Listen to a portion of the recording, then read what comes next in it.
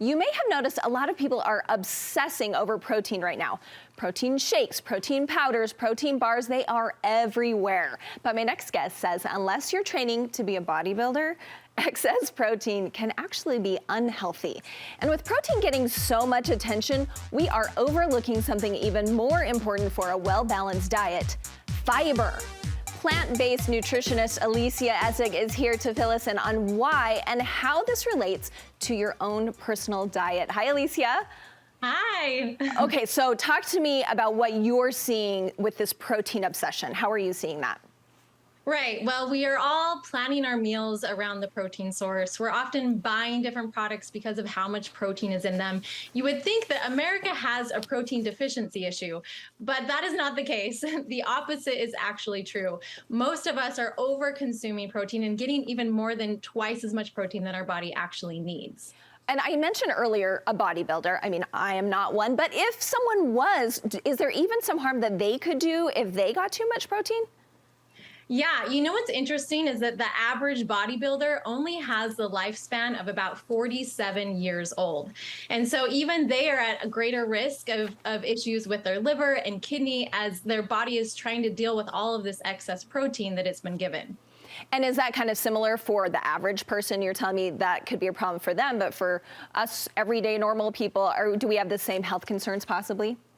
Yes, definitely. It puts us at a greater risk of the top causes of death in America. Like number one is heart disease. And some of the factors that contribute to heart disease are saturated fat and cholesterol intake. And as we're consuming more of these animal proteins, it's putting us at a higher risk. And the second top cause of death is cancer. Now, when we're eating a lot of these smoked and grilled types of meats, they actually have HCAs and PAHs, which are carcinogenic compounds that are formed on the meat. And when we're eating these day in and day out, we're being exposed to more of these carcinogenic compounds that we don't want if we want to avoid cancer.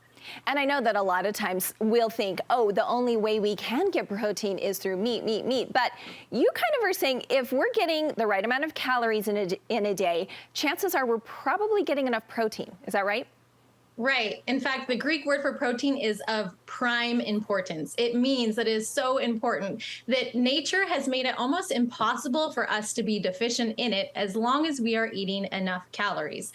And it's in everything. It's not just in animal sources. Protein is in plants as well. And our body does an amazing job at taking the different amino acids and combining them in order to get the protein that our body needs. Okay, well, that's good to hear. And you're saying, you know what we really need to maybe focus on is fiber. Talk to me about why. Yes. Well, 97% of Americans are over consuming protein, yet only about 5% of Americans are eating enough fiber.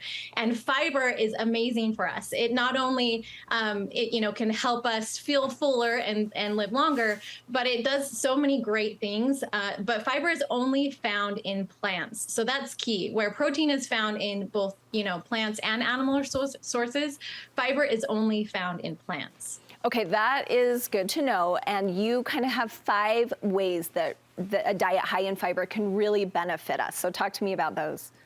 Yes, so it's important to understand fiber and why it's so amazing. And number one is that there's insoluble fiber and soluble fiber. So soluble fiber is that gel-like substance that helps us stay full. And insoluble fiber is what gives our stool some bulk, but it acts like a scrub brush. So thinking of a scrub brush when you're cleaning out the toilet, that's what insoluble fiber does to our intestines. And it scrubs things out, it pulls out different toxins. And so but eating more fiber can help control our blood sugar levels because, again, it's going to slow down the digestive process. And that soluble fiber is going to help keep us fuller longer, right, to prevent those blood sugar spikes. And I know a lot of people are kind of tracking their blood sugar a lot, so that's good to know. Yes. Yeah, it's incredible for it. But also, again, that insoluble fiber is really good at lowering our cholesterol levels. So as you go number 2 more often, you're using more bile. And your liver requires cholesterol in order to produce more bile. So just by going to the bathroom more regularly, you're going to be naturally lowering those cholesterol levels. So many people watching their cholesterol. So good to know. This next one, last time we talked, I mentioned, I think a lot of us are trying to maintain or achieve a healthy weight. You say fiber helps with that too. Yes, soluble fiber is a powerful natural appetite suppressant. And you can get fuller with less calories, but yet not have to go hungry because you can have a lot of bulk to your food. You don't have to worry about portion sizes. You're just eating more fiber rich foods and you'll feel full and be getting all the nutrients you need without the excess calories. Okay, and you talked about those bodybuilders not having a super long lifespan, and you say fiber can help with longevity. Yes. You know, our gut microbiome loves fiber more than anything else. In fact, when we consume fiber, those little gut microbes produce what's called short chain fatty acids. And those are acetate, butyrate, propionate. And what they do is they go throughout your body and help heal you. They help heal you from leaky gut. They help reduce your risk of cancer, of diabetes, of heart disease. That your gut microbiome plays a huge role in how long you live. And so let's feed our microbes its favorite food, which is fiber. Okay, so I think you mentioned about normalizing bowel movements. I think that's maybe what most of us think of when we think of fiber. But also for me, I'm like, okay, so spinach and my fiber gummies, but tell me some easy ways to get a lot of good fiber in my diet.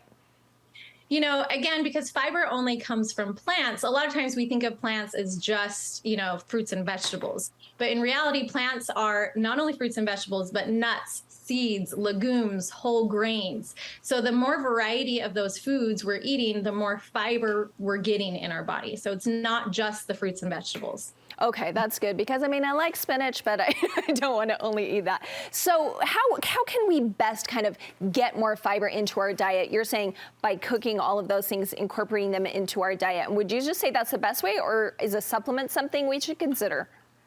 For some individuals, a supplement can help because if you are really prone to being bloated and gassy, a lot of the supplements don't have that after effect. So it's a good baby step forward. But in reality, the biggest study ever done on the gut microbiome was called the American Gut Project. And they found as they studied people with healthy microbiomes that those individuals were eating a variety of 30 different plants every week. So the key really is eating a variety of foods. Okay, thank you so much. Do you have any specific resources for people who are wanting to incorporate more fiber in their diet? Yes. So I offer meal plans and different group coaching programs, as well as mini courses. But in general, just with the tip of, only 1 in 10 Americans are eating enough fruits, that's the 5 fruits and vegetables a day. So just start there and go slow. Don't worry about diving in all the way. You want to really take it slowly so that your gut has time to adjust. Thank you so much, Alisia. She always gives me like a little motivation to do better. I appreciate you. Yep, you're welcome.